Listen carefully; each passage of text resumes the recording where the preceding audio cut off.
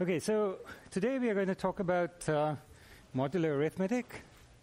This is something I'm sure you've seen. It's clock time or days of the week, things like that. But it's easiest to illustrate, since we don't have when we have a standard 12-hour clock, we usually count from 1 to 12 rather than 0 to 11. It's easiest to illustrate with the 24-hour clock.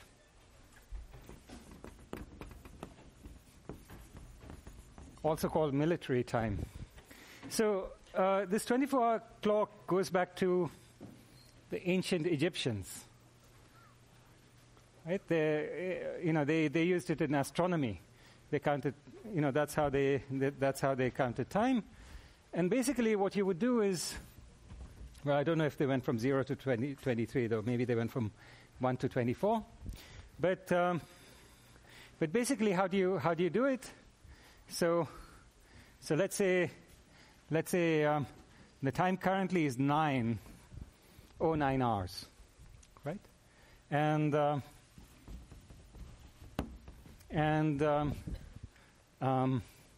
you have an appointment, say 19 hours from now. Okay. Well, so at what time is your appointment? Well, you wouldn't just add 9 plus 19 to get 28. You'd then subtract off 24, right? Your time goes around in cycles of 24. And so you'd say this is equal to 4 hours. Or 4 hours. Right? So in this, in this clock arithmetic, every time you go around the clock, you start from 0. Right? So if your appointment instead was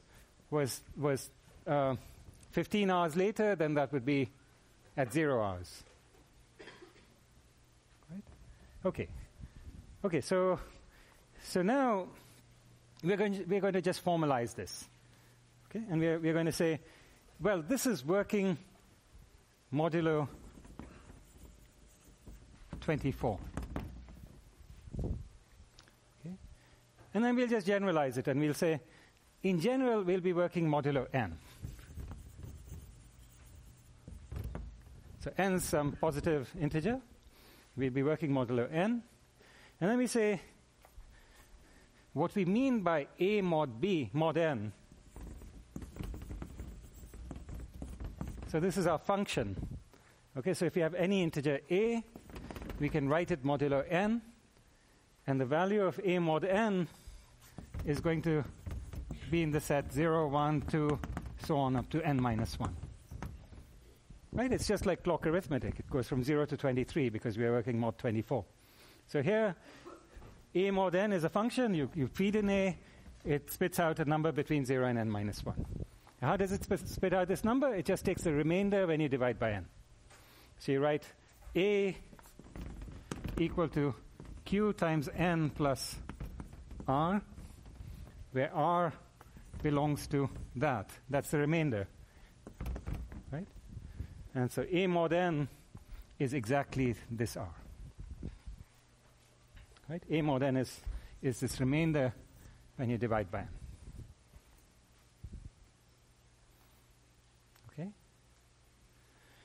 Okay, so why do we care about this? I mean, this seems like a pretty, seems like a little game, and why would we want to play this little game? Okay, it turns out that, so we are going to be talking about modular arithmetic now for the next 4 or 5 lectures, maybe 2 to 3 weeks. Okay, so how much can we say about this? Seems like pretty trivial little thing, clock arithmetic. We are going to talk about it for 2 to 3 weeks. Something's wrong. But it turns out that when you do this kind of clock arithmetic, mod n, where n is a prime, okay, has lots of beautiful properties. Okay? Primes have just very interesting properties. Okay? They have this incredible structure to them. That's what we're going to explore. And these are used in many, many ways. They're used to do cryptography. They're used to do error correction, how to make information really secure. Secure against adversaries, secure against noise. Right?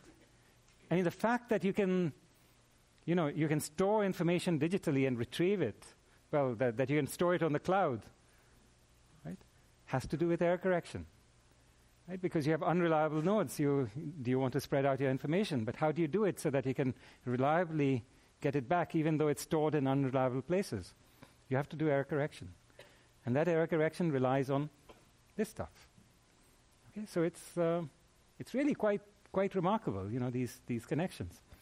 Okay, so now in order to do all this, we have to do arithmetic. Okay, so let's start doing arithmetic. What does it mean, arithmetic? Let's start addition, subtraction, multiplication. Okay, so how do we do all this? So let's do, let me do an example, and to do an example, let me work mod 7, okay, days of the week, just because it's going to be harder to compute if we work with larger numbers. So let's work mod 7. Okay, so let's do an example. What's 15 plus 20 mod 7?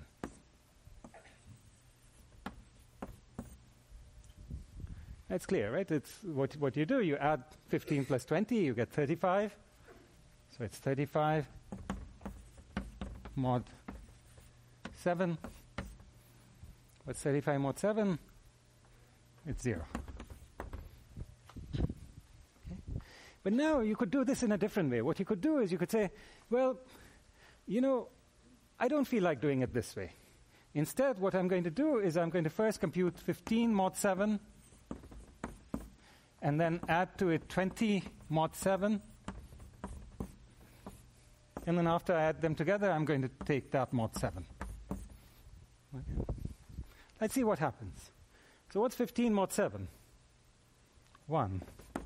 What's 20 mod 7? 6. What's that mod 7?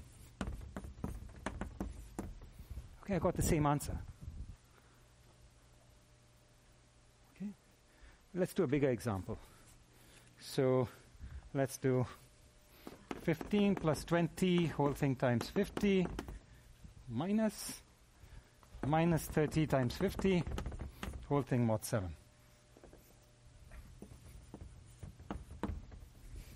Okay, so let's do it the laborious way. This would be 35 times 50 minus 30 times 50, which is equal to 5 times 50 mod 7. 5 times 50 is 250 mod 7. And how much is that? Right, so you divide 250 by 7 and look at the remainder. What's the remainder?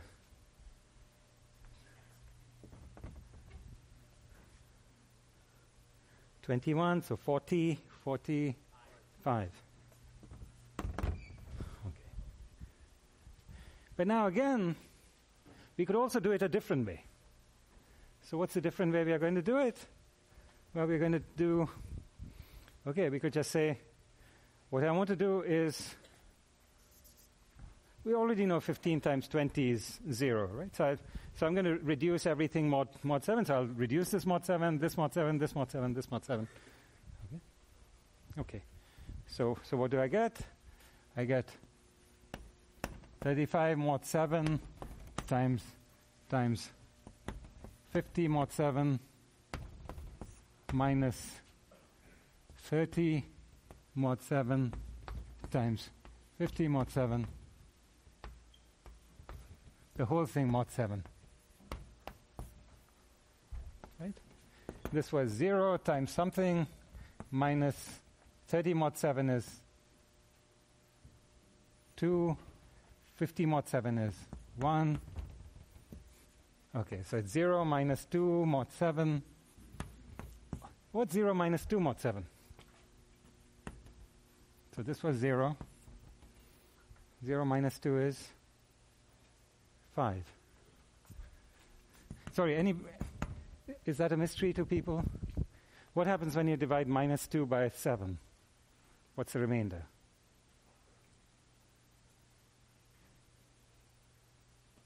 right? You want to get something in the range 0 through 6. And you want to subtract off multiples of 7, including negative multiples of 7. Right? So you subtract off a negative multiple of 7, so you add 7. You're in range now. When you add 7 to minus 2, you get plus 5. You're now in range, so that's the answer. Right? Okay, surely if it had broken that, it should have broken there, right? I mean, we went into negative numbers, we added 7, we still got back 5. So there's something interesting going on here, right? Okay.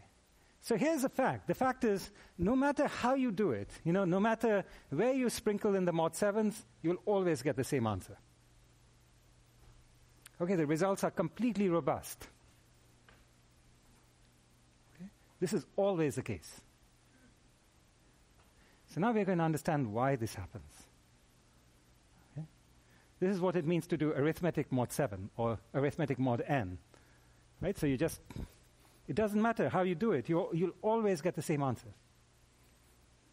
Okay? So let's define something.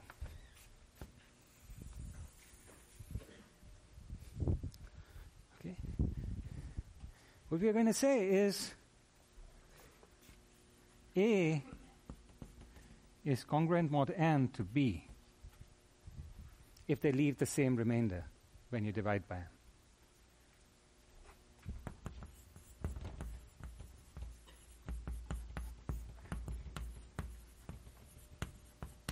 Oops, n.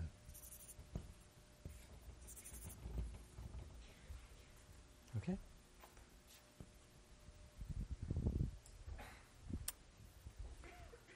So we are trying to understand how come we got the same answer. We are saying, look, let's say, let's understand when we get the same answer. Right? So when we take A mod n, we get the same answer as when we get B mod n. Okay? And so we'll just call all these things equal. Right? We'll say A is sort of equal to B in this funny sense if we get the same remainder. Okay? So which things are equal? So if you're working mod 7, so let's say n equal to 7. Okay? So which things are equal? Well, there's 0. What's it equal to in this sense? What's it congruent mod 7 to? Same as 7, same as 14, same as 21, ... same as minus 7, minus 14, minus 21, ... Right? So there's this whole infinite set like this. These are all the same. Mod 7. So there's an infinite number of integers which are all the same. Okay. So now, what about another set? What about 1? Well, 1 is the same as 8, 15, ... That's the same as minus 6, minus 13, ... These are all the same. Right? That's what this funny sign means. These are all the same, these are all the same, because they give you the same remainder. Then there's 2 is the same as 9, is the same as 16, is the same as minus 5, is the same as minus 12. Right? And then you have 3, which is the same as 4, 5, and then 6 is the same as what? 6 is the same as 13, is the same as 20, ... is the same as minus 1, minus 8, minus 15, ... Okay? And now, in this way, we've exhausted all the integers. Right? Every integer is sitting in exactly one of these sets.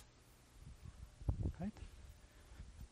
Where these are all equivalent, these are all equivalent, these are all equivalent, and so on. So now we know, if we got the answer 3, we must have been in this set. If we got the answer 2, we must have been in this set. Right?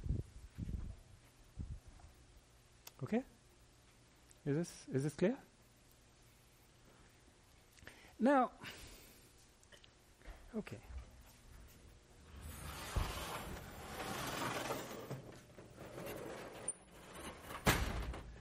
Okay, so Now, when do we say, okay, let's write out the condition. What's the condition that A is equivalent sub n to B? It's if and only if A mod n equal to B mod n. The remainder is the same. What's another way of saying this? Okay, so that means that A equal to K times n plus R, and B equal to some other L times n plus R. We must have the same remainder, right? Otherwise, they won't be congruent mod n. So now what happens if you subtract? This is the same thing as saying A minus B must be divisible by n. Right? So this condition is the same as there exists K and L and R such that A is of this form, B is of this form. But that's the same as saying n divides A minus B. Right? That's our condition, that A is congruent mod n to B. Yeah? Okay, so now let's prove this theorem. If A is congruent mod sub n to B, and C is congruent sub n to D, then A plus C is congruent sub n to B plus D. A times C is congruent sub n to B times D. Okay? What this is telling us is, just don't worry, when you're doing arithmetic mod n, just don't worry about it. If you have any number in one of these sets, you can replace it by any other number in that set. Right? It's all the same. Which means you can do all these, you can sprinkle mod n's wherever you want. That's what it's saying. This theorem is a license to sprinkle mod n's wherever you want. Right? Okay? So how do you prove it? So let's prove it. Part 1.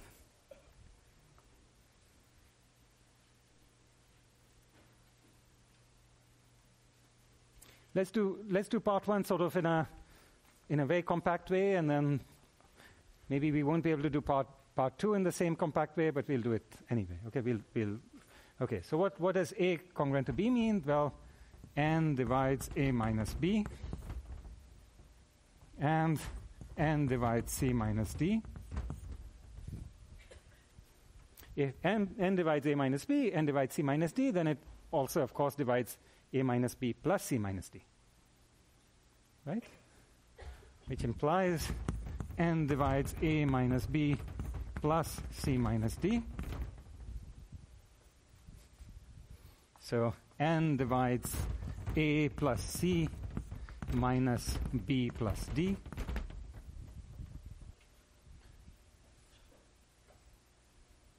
Doesn't that tell us A plus C is congruent to B plus D?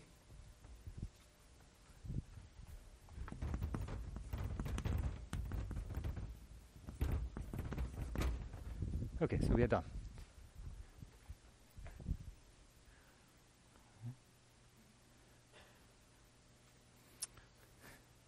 Now, in part 2, we'd want to do the same thing. Right? We'd say, well, n divides A minus B, n divides C minus D, and so now n divides A minus B times C minus D, and then we run into trouble. It doesn't quite give us what we want because we get these cross terms, B times C and A times D, and what do we do with those? So we don't know what to do with those. Moreover, it should tip you off that you're proving something stronger, because instead of saying n divides this and n divides this, meaning it's not just n divides the product, but n squared divides the product. So you're proving something much stronger. So something is wrong in this proof. You have to back up and do something different. So what do you do? Well, you just say, well, okay, A is congruent to B, which means A equal to K times N plus R.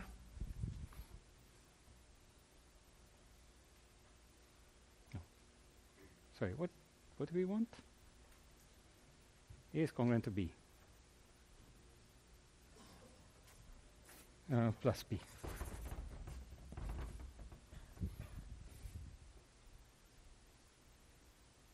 So sorry, what I'm doing is sorry. Let me say this again. So these two, another way of saying it is a minus b equal to some j times n. Right? If you subtract, r's cancel, a minus b is a multiple of n. Okay? So a minus b equal to some multiple of n. And c equal to L times n plus d. And now you can go ahead and multiply, right? And you can say a times c equal to. Well, what is it equal to? Well, you get b times d plus. And now you get a number of terms. You get kn times d and ln times b and then kn times ln. But the important thing is all of these involve n times dot, dot, dot, dot. Right? So AC equal to BD plus n times dot, dot, dot, dot, which means AC is congruent sub n to BD. Right? By definition. Okay.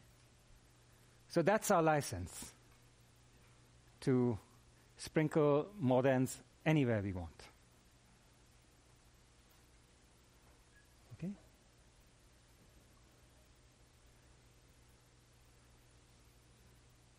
Okay, so now having achieved our license, now we are going to throw away some notation. Okay, so in fact, what's usually done in practice is we don't use this notation congruent sub n. What we do is we write down,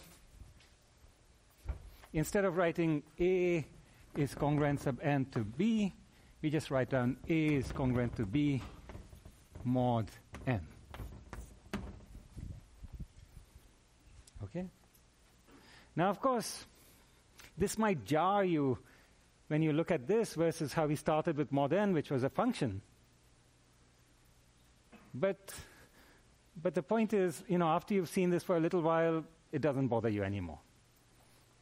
Right? So once the training wheels are off, you just use this notation and you just look at it and you say, what it really is telling me is that A and B leave the same remainder when I take it mod n.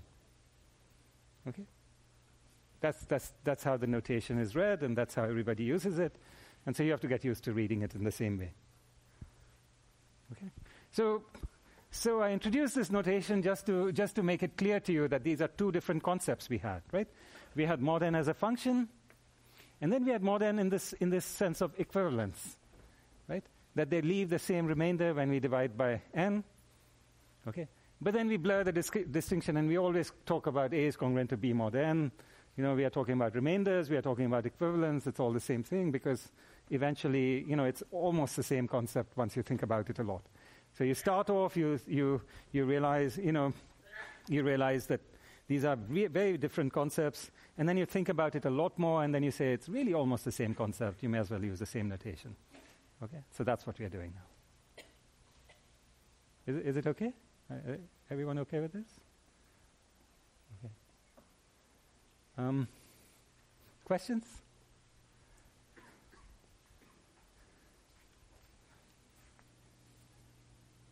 Any thoughts about the midterm?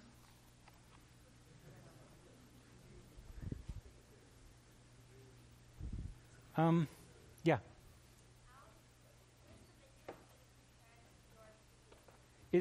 How is it going to my previous midterms? It'll be better.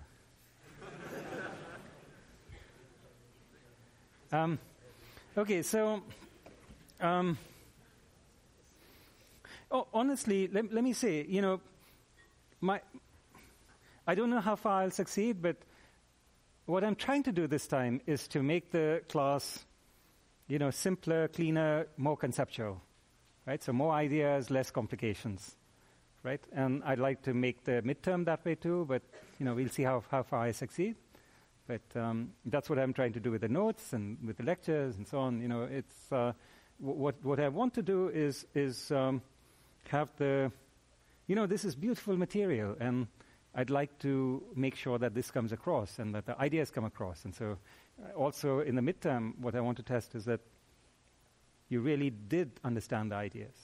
Right? That's what we're after. Not to make it difficult, but just to make it interesting. Okay, so that's the point. So let me just say a little bit about how ideally you would study for it. Okay, of course, different people have different notions of how to study, and you may have your own notions, but this is what I would imagine as ideal. So first of all, you study how you do for a while, whatever you do. But I would suggest one of the interesting things you can do is look at your homework, your past homework, and go back and read through the solutions and see if you really understand those solutions. They might look very simple, but do you really understand them? And you put yourself in that mindset where you're looking at the solution, but you look at it and then imagine to yourself that you forgot the solution, and see if you would naturally move towards it. Are you in that state of mind where you would have found that solution yourself? And if you're not, is there something you can change? Is there some concept you're missing, or is there some viewpoint you're missing? Where now, once you orient yourself differently, that solution seems very natural, and you'd move towards it.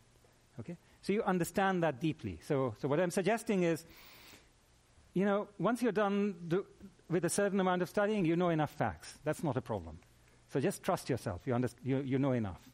Okay, the question is, how much do you understand? And so you go back and really polish, and you see if you understand a few things really well. Having done that, I would strongly suggest that you get a good night's sleep before the exam. That's probably the best preparation you can do. And then in the exam itself, what you should do is come with a very positive attitude, where you think to yourself, even if you look at a question, initially it looks like you have no idea what it's saying. But then you stare at it for a while, and you're pretty confident, you know enough, because you studied for it. That's not going to be the problem. The question is, can you think on your feet? Right? So you look at that, and you really look at it with a positive. Don't panic. Just think about it. If you don't see the solution immediately, just look at it. Think about it for a while, and then after a little while, it'll start becoming clear that what it's asking is much simpler than you thought. Right? You looked at it initially; it looked confusing. It looked hard, and then you realize actually it's asking something much easier. And then after a little while, you realize actually it's something that you can solve. Right? So you're thinking on your feet, and that's what you should be doing. And for that, you had better not be sleepy. Right?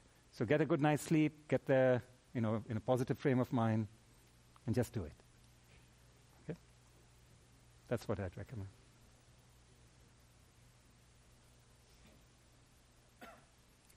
More questions? Yeah. Will there be a new homework next week? Yes. Yeah, there would be.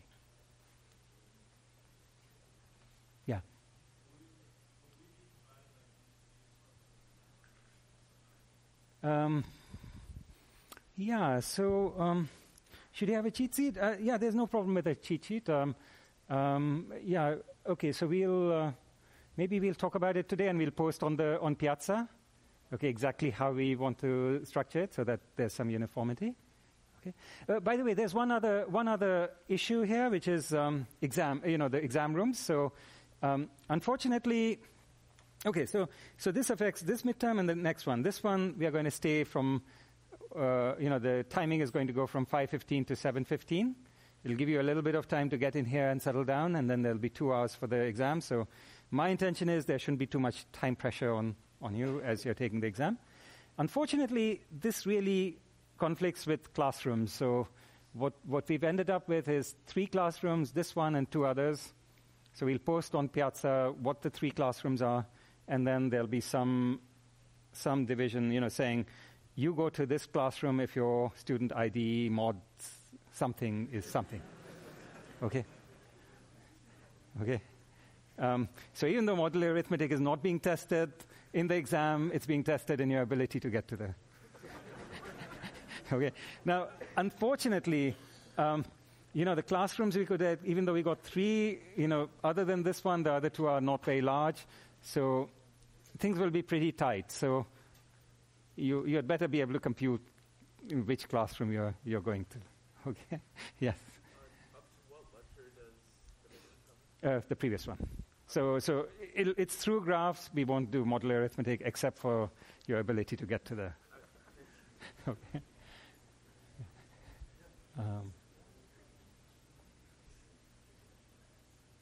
Okay. Yeah. All right. So.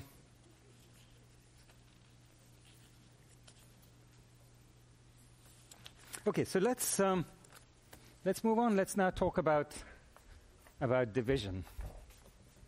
Okay, so I talked about addition, subtraction, multiplication, and I left off division, and that was for a good reason.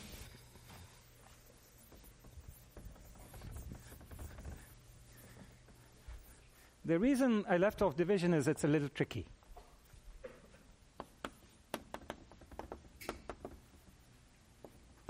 So imagine that you want to divide by 3, mod 5.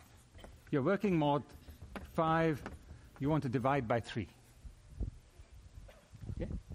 Well, look, you're working mod 5, you're looking at the integers mod 5. Normally you divide by 3, you get 1 over 3. Right? So you might imagine that you have no right to expect to be able to divide by 3 mod 5, because we are working over the integers. Over the integers, we can't divide by 3. Right? Normally, we can't divide by 3. You have to go to the rationals in order to divide by 3. Right?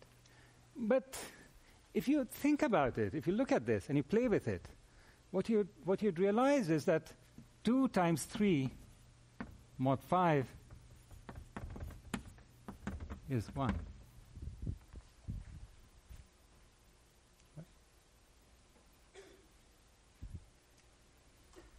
Or if you want to adopt our notation, it's 2 times 3 is congruent to 1 mod 5. Right? Okay, so that's sort of telling us that 2 is like dividing by 3. Right? Isn't that what it means to divide by something? You take 1 over 3 times 3 and you get 1. That's what it means to divide by 3. So 2 is taking the place of dividing by 3. So for example, if you were trying to solve 3 times x is congruent to 2 mod 5, and you want to know what's x, okay, how would you do this? You'd divide by 3. Okay, so let's divide by 3. Well, how do we divide by 3? Well, let's try multiplying by 2 instead. Okay, sorry, let's make this x, so it's really x. Okay, so we multiply both sides by 2, so we get 2 times 3x equal to 2 times 2 mod 5.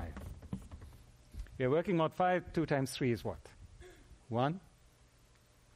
So we get x is congruent to 2 times 2 is 4 mod 5.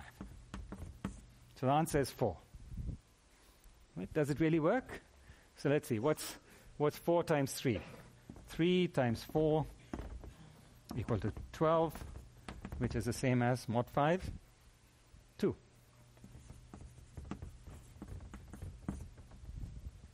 So it's good, right? It did work. We did solve our equation just by multiplying by 2.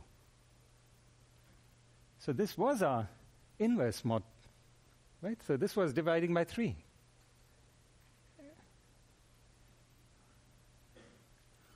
Right? Okay, so what this tells us is, if you want to divide by a mod n,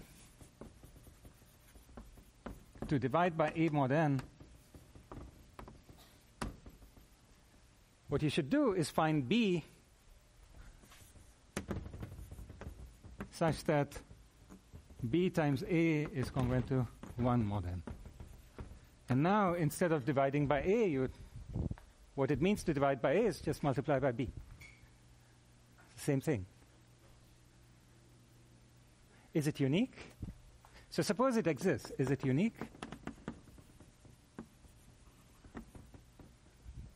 So, right?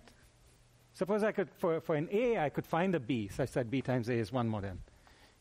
How do you know that there isn't another one? So maybe maybe you found the B, and maybe I find C such that C times A is also congruent to 1 mod n. Why couldn't this happen?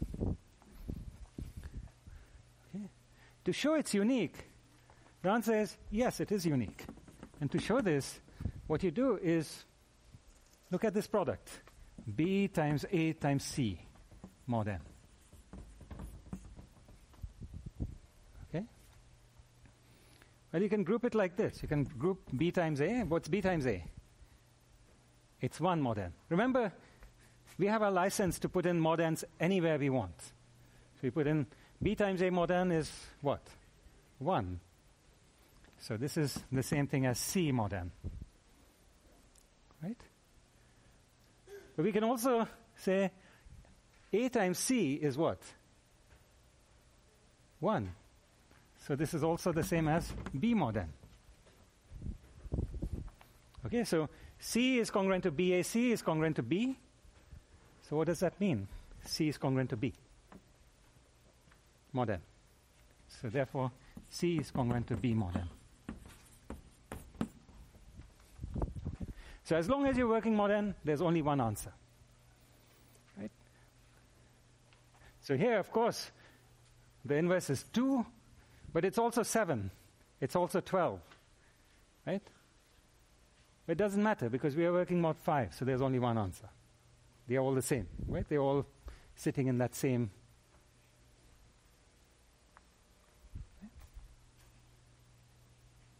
Okay, so if you can find it, it's unique. But can we find it?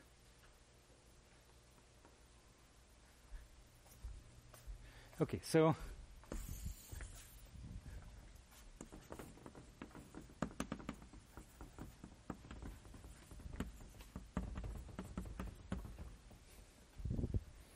suppose we wanted to do divide by 3, not mod 5, but mod 12.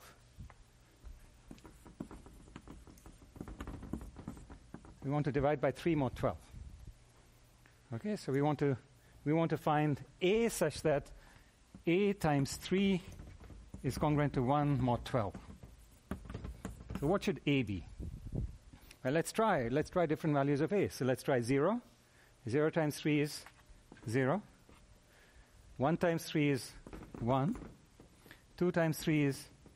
1 times 3 is not 1, sorry. It's 3, isn't it? 1 times 3 is 3. 2 times 3 is 6. 3 times 3 is 9. 4 times 3 is 12. 12 is the same as 0. And then 5 times 3 is 15, which is the same as 3. And we are just cycling through, right? It's hopeless. From here on, we are just going to go back 0, 3, 6, 9, 0, 3, 6, 9, 0, right? It's hopeless. We won't ever get to 1. Why don't we get to 1 here? What went wrong? I'm sorry? Sorry?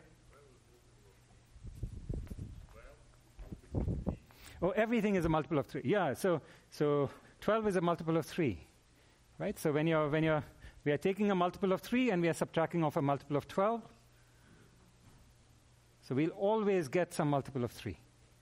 And 1 is not a multiple of 3. So we'll never get to 1. Okay? So what's another way of saying the obstruction? Another way of saying it is they have a common divisor. Right? Here's another way of saying it. The greatest common divisor of, let's call this B, let's call this A. That's what we were doing. The greatest common divisor of A and N is bigger than 1. Right? It has some common divisor. Right? It's another way of saying that they have something in common, right? They have a common divisor. It's not just 1. Right? If they have a common divisor, the greatest one is also bigger than 1. Right? So it doesn't always exist. In particular, it doesn't exist if the greatest common divisor is bigger than 1.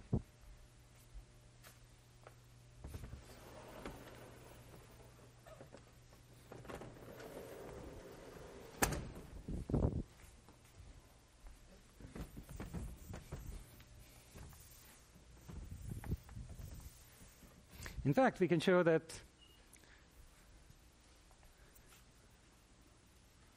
so we'll call it A inverse, right? When you divide by 1 over A is usually written as A inverse.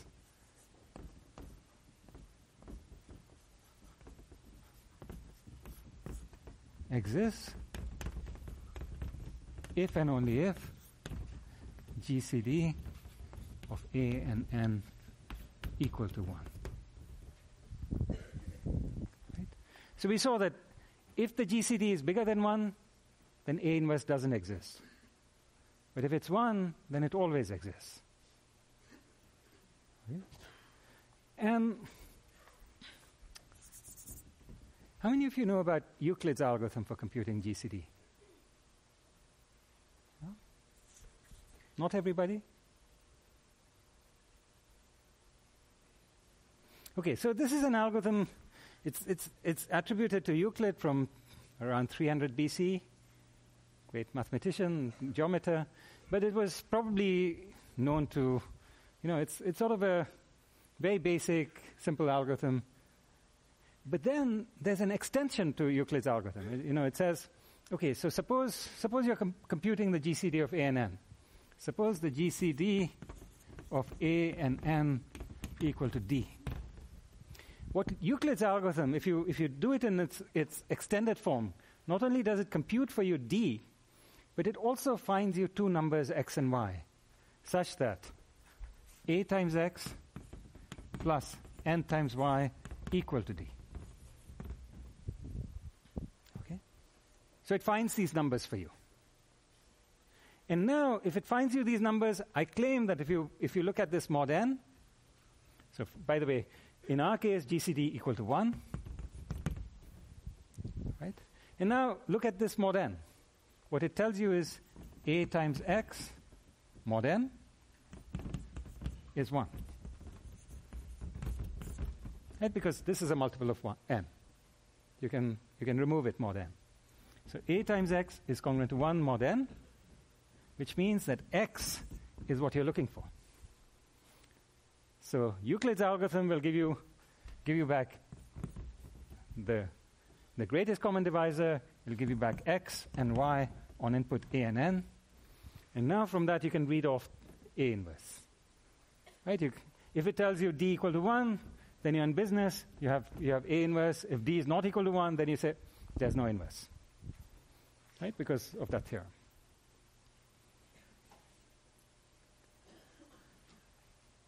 Okay, so let me remind you what Euclid's algorithm is. Let's do it by picture. Here's what Euclid's algorithm is. So you're trying to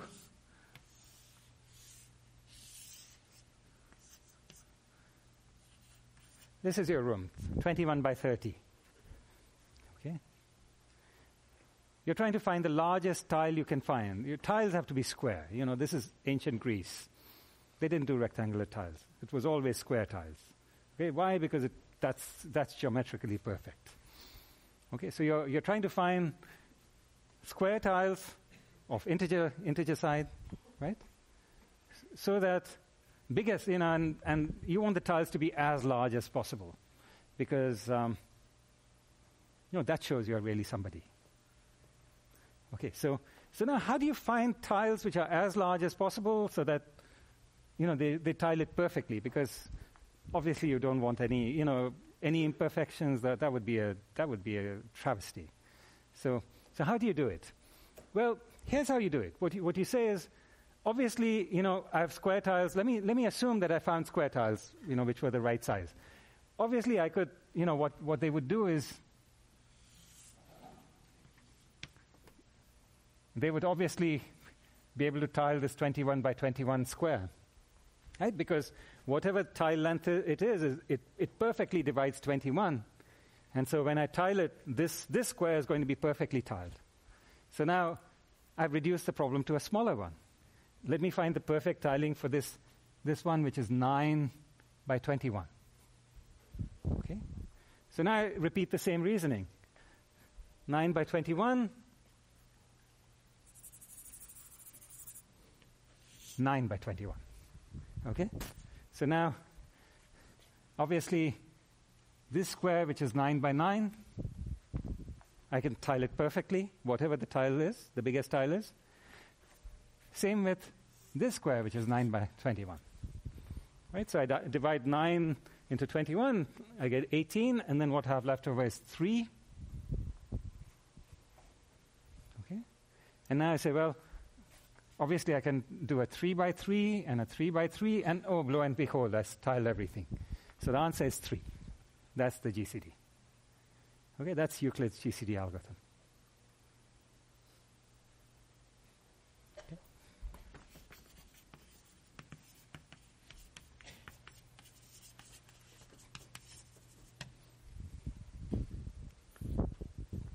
Is it clear?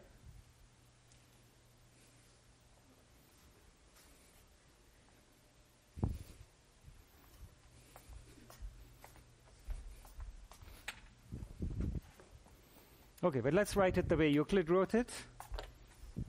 Maybe. Okay, so the way he wrote it was obviously, the algorithm Euclid, which takes as input A and B. And you want to compute the GCD of A and B. Okay, and assume that A is greater than or equal to B. And let's assume it's greater than or equal to 0.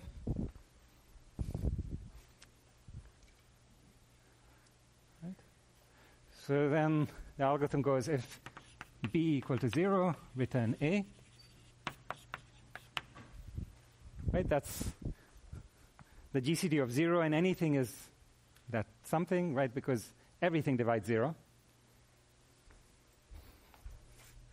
Else, return GCD of B and A mod B.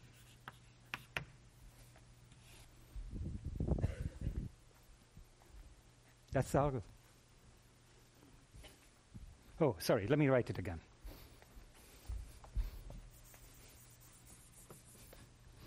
Else return GCD of B and A modulo B.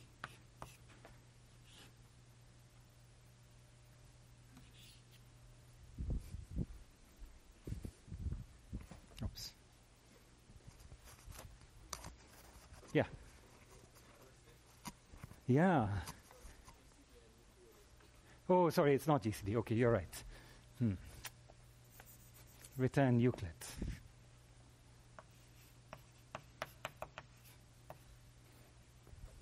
Yeah?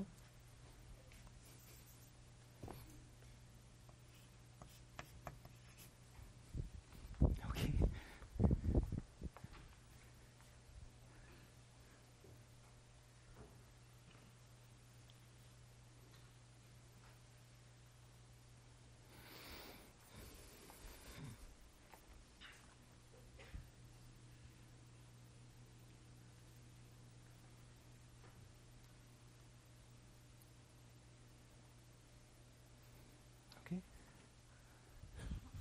How do you prove that this computes the GCD?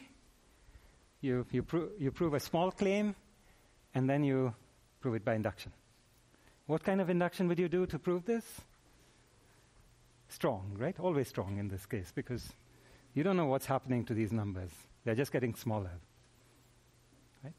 So what's the claim? If A equal to B times Q plus R, A is bigger than B, we divide, right?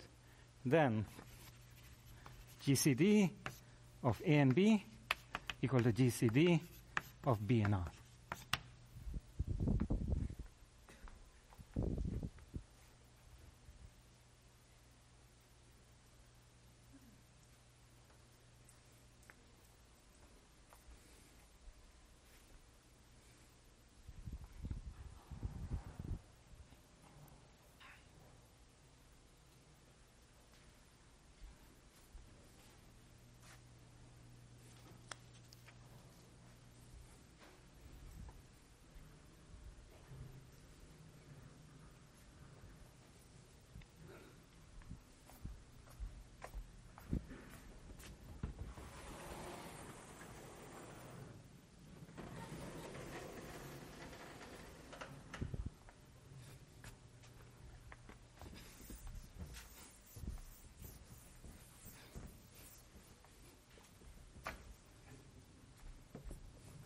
I hope you now see why we did all these laborious proofs by induction.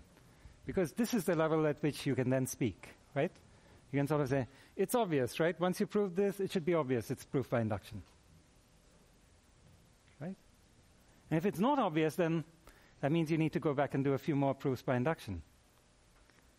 Right? So that you're fluent in it, and then at some point you can look at it and you know there's no problem at all. It just, you know,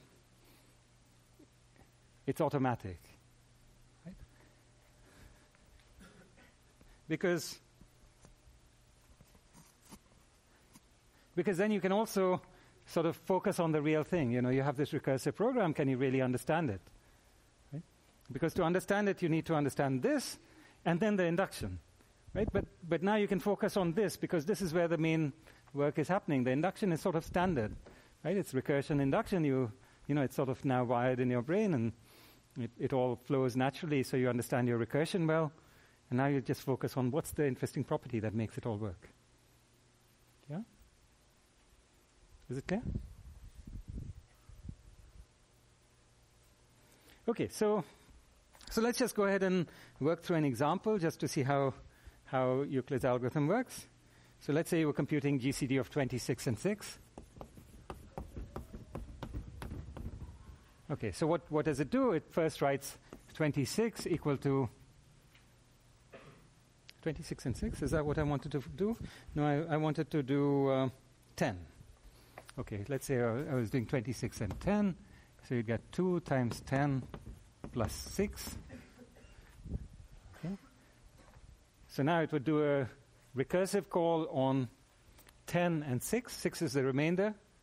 Right? 10 was the smaller number. So it's a 10 equal to 1 times 6 plus 4. So now you do a recursive call on 6 and 4. So you do 6 equal to 1 times 4 plus 2. So you do a recursive call on 4 and 2. You get 4 equal to 2 times 2 plus 0. And now your answer is 2. In fact, it's the last non-zero remainder. That's the GCD.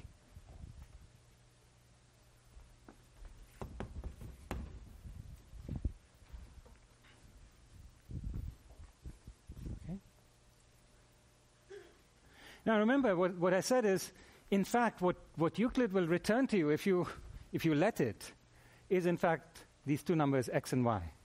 So it'll return to you 26 times x plus 10 times y equal to 2. Right? Where do we get x and y from? I claim they are sitting there already. We just need to, we just need to backpropagate them. Right? Because we can already write out here that 2 equal to 6 minus 1 times 4. Right?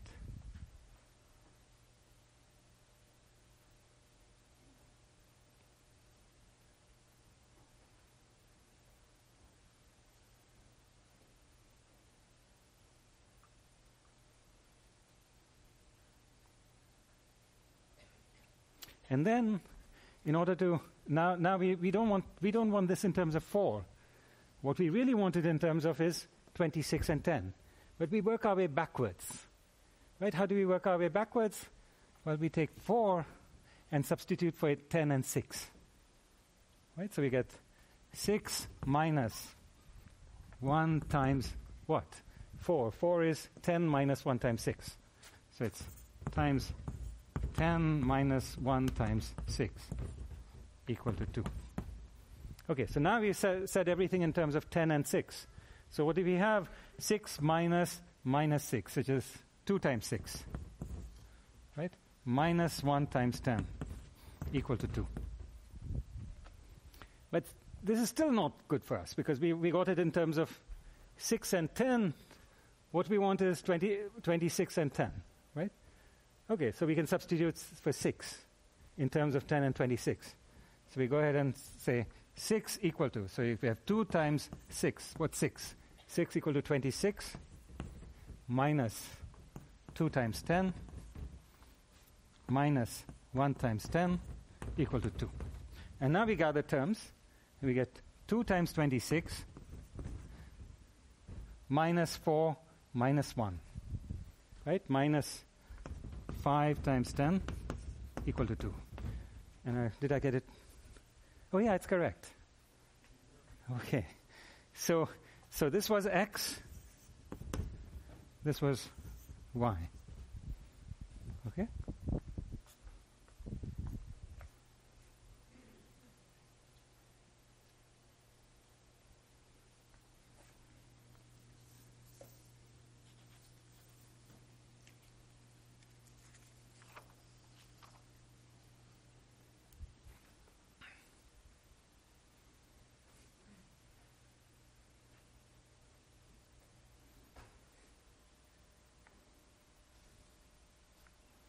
Okay, so now you can use this to write extended Euclid, right?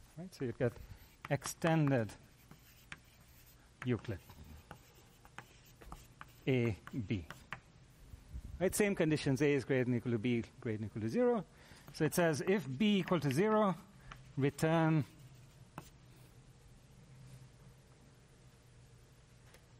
A, and then what's x and y? What's x and y? 1 and 0, right? Right, because what do we have? We have A is something, and then 0, B is 0, and we want the GCDs A, and we want x and y so that A times x plus B times y equal to A. Right, so x should be equal to 1, and y should be equal to, it may as well be 0. 1 times A plus 0 times 0 equal to A. Right, so that's one possible thing we could return. Of course, we could return B equal to anything, but, y equal to anything, but why bother? Right? So now what do we do? Else. Okay, else let D, comma, x, comma, y equal to Euclid B, comma, A mod B. Okay. And now what should we return? Well, we should return. Okay, now we are undoing this sort of step, right? This is what we should do. Right? We are doing one such step in order to see what we should return. And so you work it through, and it turns out to be something nice. So it ends up being, well, D is D. The GCD doesn't change, right? And then instead of x, you have y. Okay, that's what it ends up being. I think it does. Yeah, it does become y. And instead of y, you end up with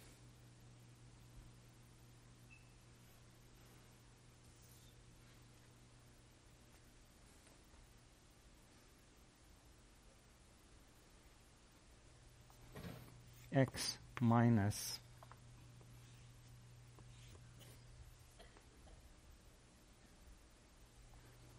A over B floor times y.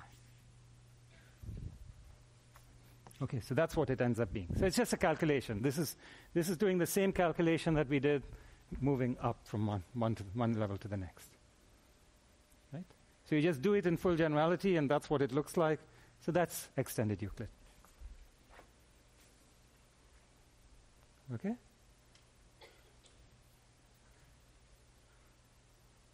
Is it clear? How do you prove that this is extended Euclid, that it works? Induction. Right? Induction because, this step worked well because you did really chase this step correctly. The rest of it worked well because of this claim.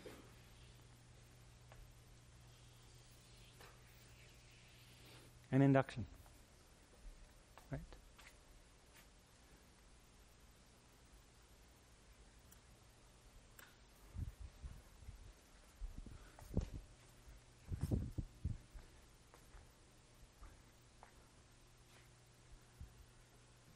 Any questions?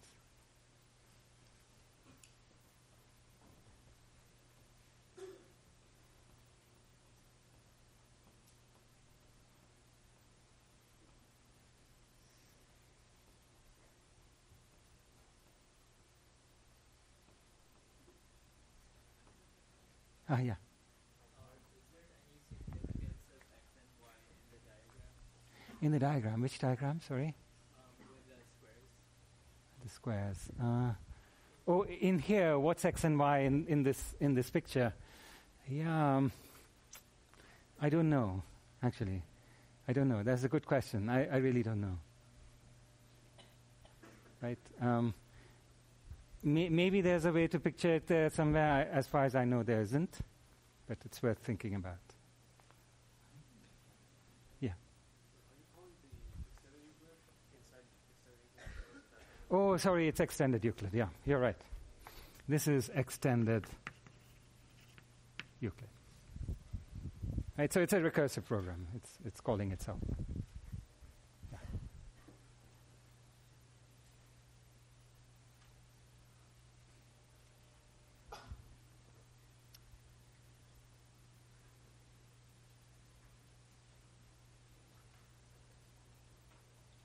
Any other questions?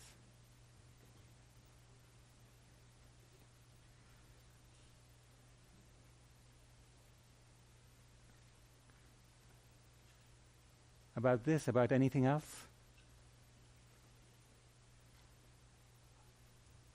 Yeah.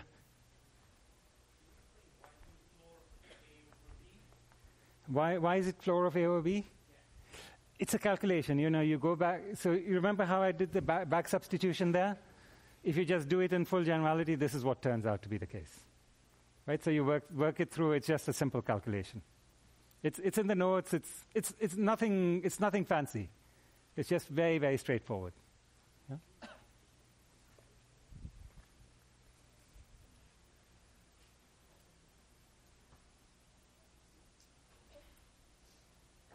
Any other questions?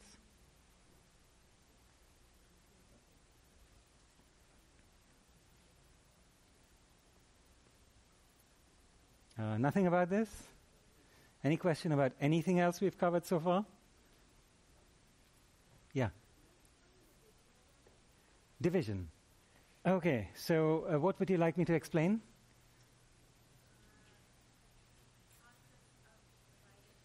Okay, so you want to understand what do we mean by division? Okay, so let's look at what we mean by division.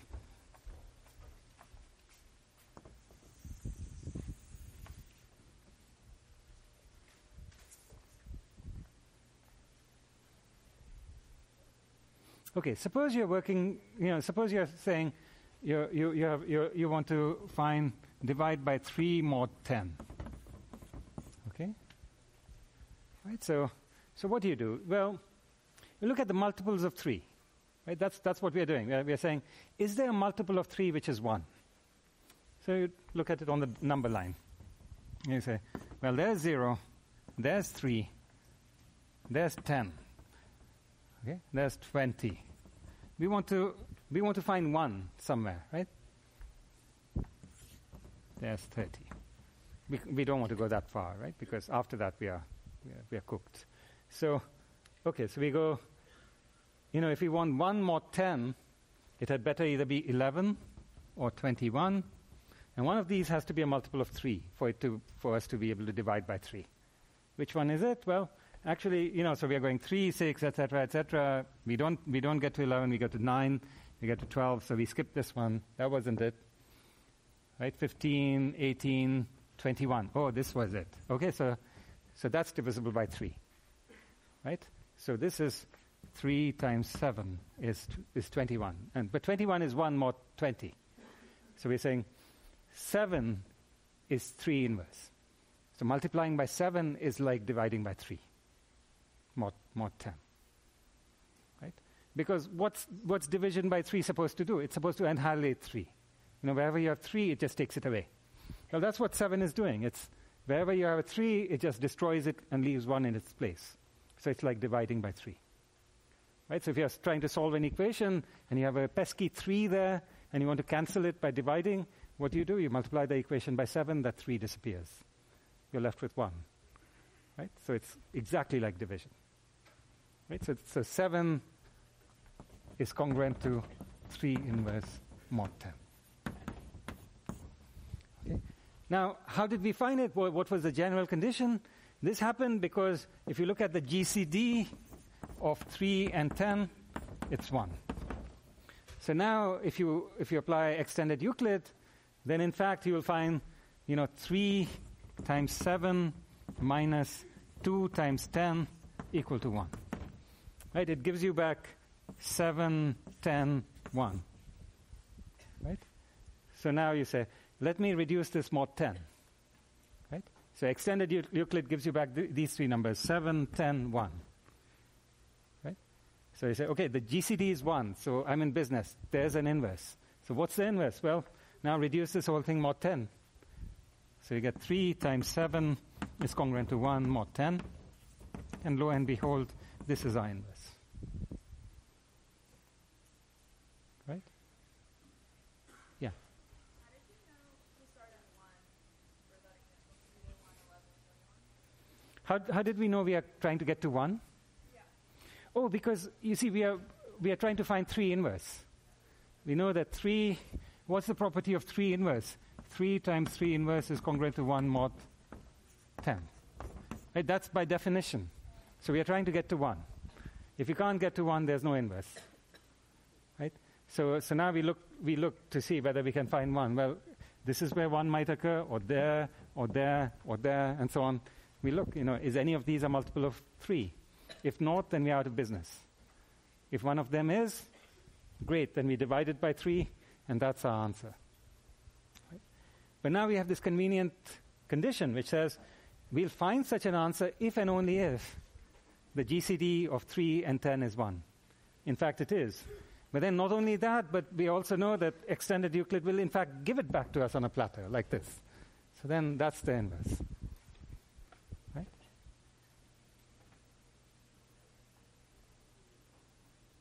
Any more questions? Yeah. So will the number, so we got 7. Yeah. Solution, right? So will that number always be the difference between A and B? Oh, no. This was a coincidence. Okay, because in the earlier example, it was 3 mod 5, and we got 2 different. Oh, my goodness. Okay, so let's see. Surely we can find a counterexample to that.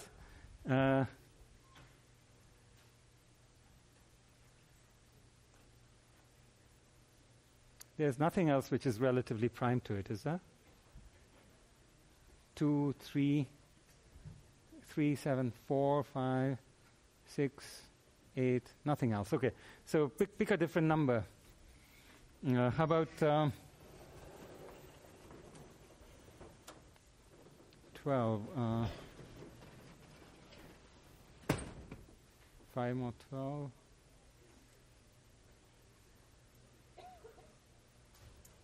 What about 5 mod 12? What's its inverse?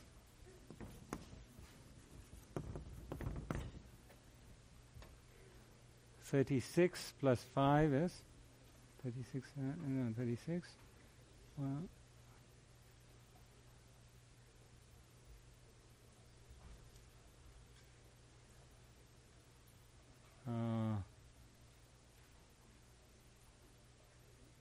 twos are 24. 5 inverse is 5, right? Yeah, 5 inverse is the same as 5 mod 12.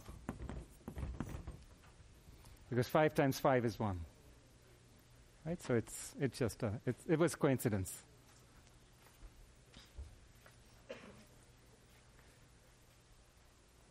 Anything else? Yeah. I'm sorry?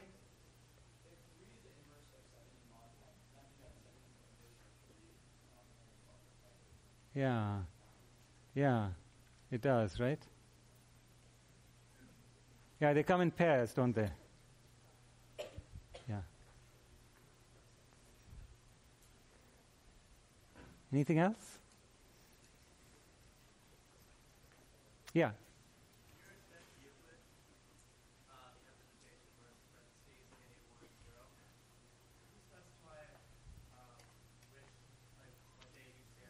Oh, it's AXY. It's sort of DXY. So it's this DXY. Right? It's DXY such that It's dxy such that ax plus by equal to d. Right? So d is the GCD, and x and y are these numbers such that ax plus by equal to d.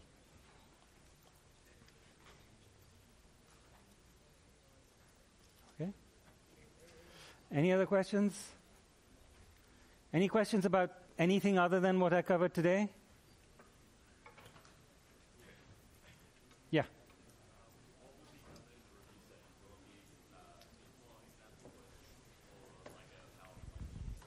I think I'm not sure what exactly they're planning, but my understanding is that the review session will be, they'll cover some material and then break up for some problems, and then cover some material, break up for some problems, so that you really understand what's going on.